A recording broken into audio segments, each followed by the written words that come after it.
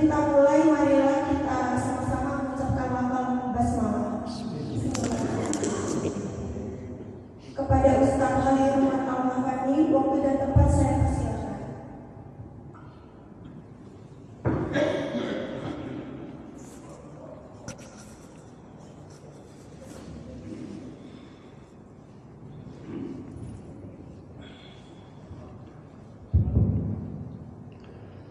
Assalamualaikum warahmatullahi wabarakatuh. Alhamdulillahi rabbil alamin, alladzi farada alaina siyama syahri Ramadan wa ja'ala Ramadana syahran mubarakan wa anzala fihi al-Qur'ana hudan lin-nasi wa bayyinatin minal huda wal furqan. Asyhadu an la ilaha illallah wahdahu la syarika lah wa asyhadu anna Muhammadan abduhu wa rasuluhu alladzi la nabiyya wa la rasula ba'da. Allahumma shalli wa sallim wa barik ala khatamil anbiya'i wal mursalin nabiyyina Muhammadin wa ala alihi wa ashabihi ajma'in, amma ba'd. Rabbi shrah li sadri wa yassir li amri wahlul 'uqdatam min lisani yafqahu qawli. Rabbi zidni ilma warzuqni fahma, amin. Jamaah Masjid Al-Barokah yang dirahmati oleh Allah Subhanahu wa taala, wabil khusus para orang tua kita, para guru kita, para asatidz, para alim ulama, para tokoh masyarakat, pimpinan persyarikatan takmir Masjid Al-Barokah, tanpa menyebut nama, tidak mengurangi ta'zim saya, insyaallah kita semua dalam lindungan Allah Subhanahu wa taala. Alhamdulillah, puji syukur kita panjatkan kehadirat Allah Subhanahu wa taala di pagi hari yang penuh barokah sesuai dengan nama masjid ini, di hari yang ke-13 dari Ramadan kita tahun ini. Allah limpahkan kepada kita semua karunia terbaiknya. Allah sehatkan badan kita, Allah jauhkan kita semua dari mara bahaya dan musibah. Allah izinkan kita untuk bersiap Ramadan, berqiyam Ramadan, hadir di majelis ilmu ini adalah nikmat-nikmat karunia yang luar biasa. Maka kita berharap kiranya Allah Subhanahu wa taala istiqomahkan kita semua dalam kebaikan, seraya Allah Subhanahu wa taala terus menyehatkan badan kita sehingga kita bisa optimal menunaikan segala kebaikan di bulan Ramadan. Salawat serta salam terlimpah kepada junjungan kita Nabi Muhammad sallallahu alaihi wasallam, kepada keluarganya, kepada sahabatnya, umatnya. Insyaallah kita semua yang terus istiqomah menjalankan tuntunan dan sunnah-sunnahnya. Hadirin sekalian yang dirahmati oleh Allah Subhanahu wa taala, ada seorang profesor dari University California kebangsaan Jepang bernama Michio Kaku. Michio Kaku, kalau kita lihat gambarnya, rambutnya panjang, matanya sipit. Beliau punya teori yang amat sederhana tetapi ternyata signifikan, yang disebut dengan teori marshmallow test. Marshmallow, Bapak tahu marshmallow? Permen semacam permen yupi. Marshmallow test, sebuah teori sederhana untuk mengukur seberapa jauh seseorang mempunyai konsep tentang masa depannya dan apakah seseorang sanggup untuk berkorban demi meraih apa yang dikonsepkan untuk masa depannya.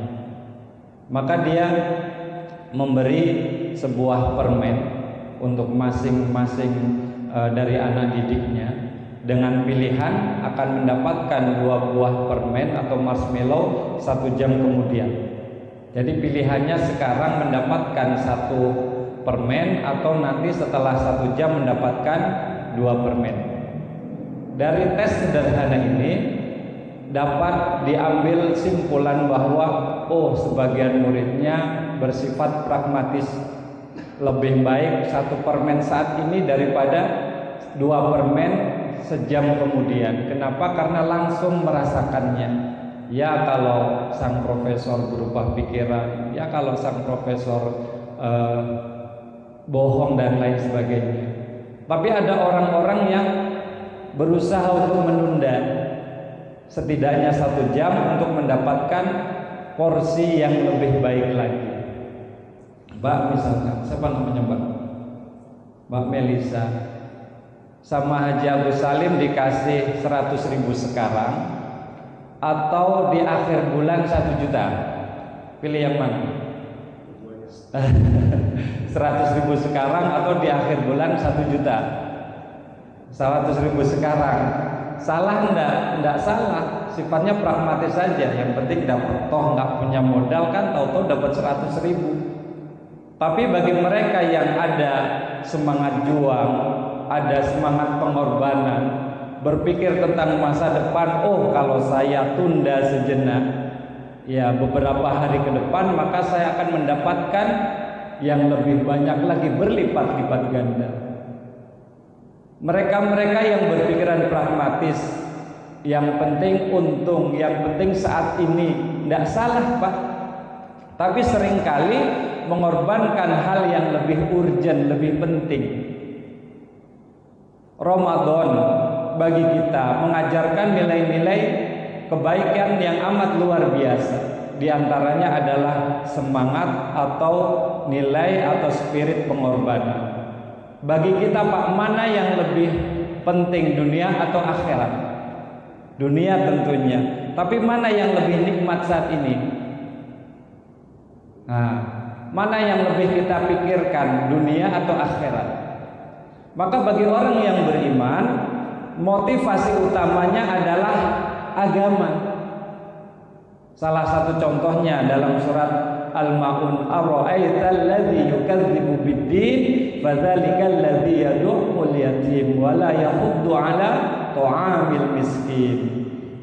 Dua kategori seseorang disebut sebagai pendusta agama. Yang pertama adalah menghardik anak yatim, yang kedua enggan memberi makan fakir miskin. Kenapa melakukan dua hal ini sampai disebut dia mendustakan agama? Karena nggak percaya dengan akhirat. Karena ad-din salah satu artinya adalah hari pembalasan, maliki yaumiddin. Dan kenapa dia disebut dengan pendusta agama? Karena dia mendustakan ajaran-ajaran agama, bahwa dia harus lembut dengan anak yatim, bahwa dia harus memberi makan fakir miskin. Kalau dia yakin dengan balasan Allah Subhanahu wa taala di akhirat kelak, maka dia lebih memilih untuk menyantuni anak yatim dan fakir miskin. Maka hadirin sekalian yang dirahmati oleh Allah Subhanahu wa taala, orang bersifat pelit boleh-boleh aja Pak, hak-hak dia. Harta-harta saya kok, usaha-usaha saya. Tapi ketika dia berbagi, ketika dia berderma, bersedekah, maka dia akan memperoleh kemuliaan-kemuliaan dan keutamaan. Bagi orang kafir, dunia itu adalah tujuan utamanya Pak. Maka mereka berusaha semaksimal mungkin, boro-boro mau derma, sedekah dan lain sebagainya.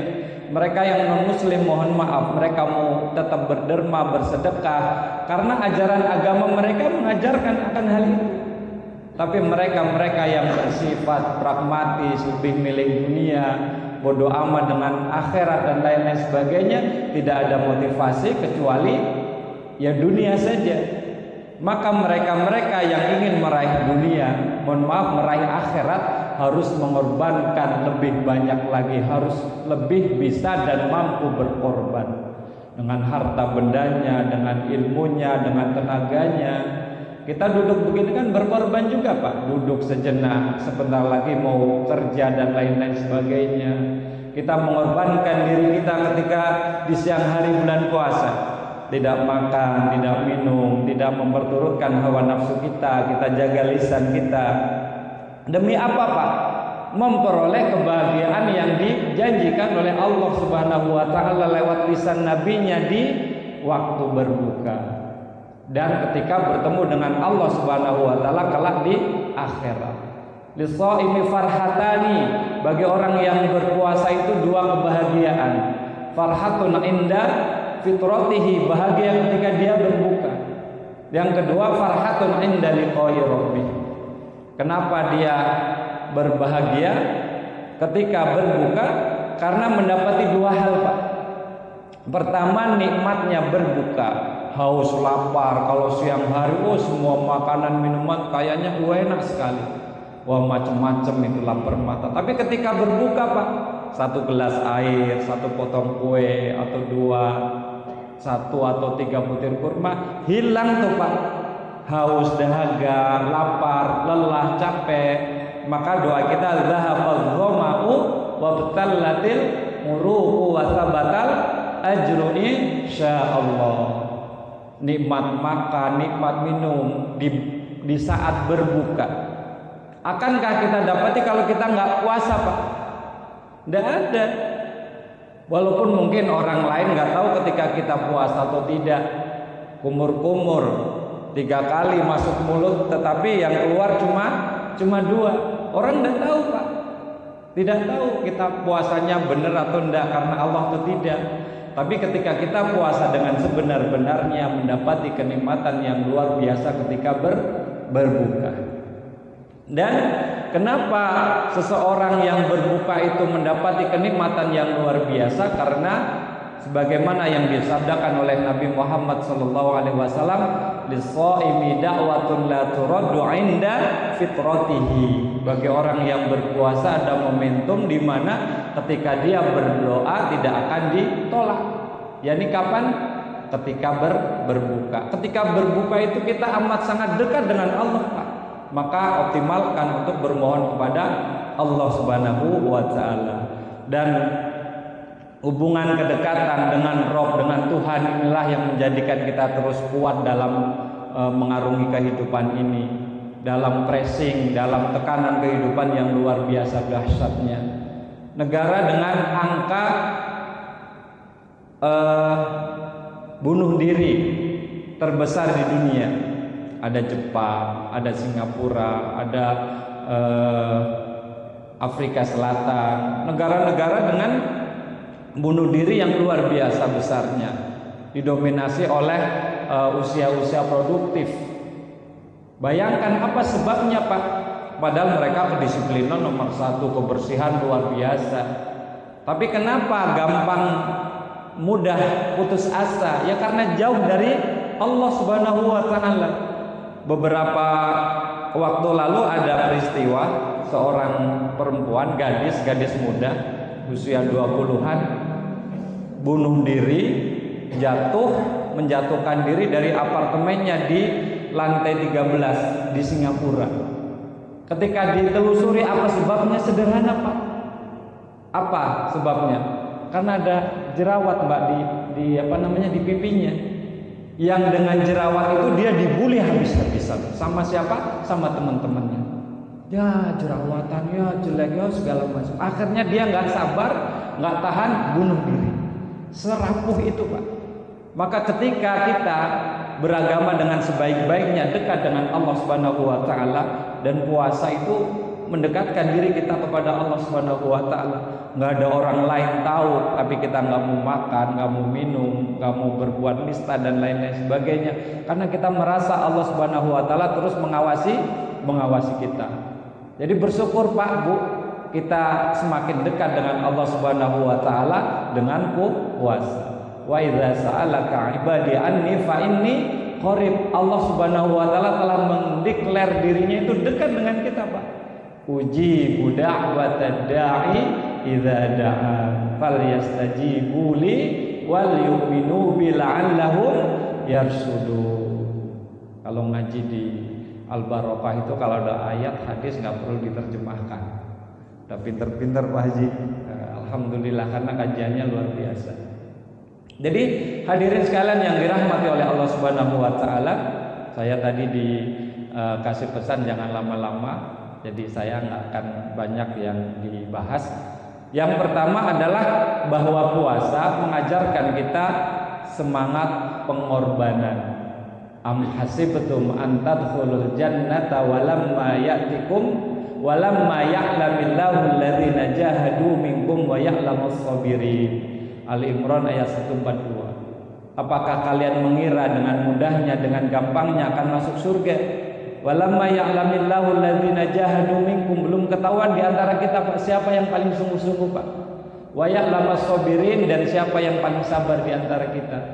Jadi beramal dengan level yang tertinggi sebenar-benarnya, bukan ala kadarnya, bukan biasa-biasa saja, bukan sisa-sisa.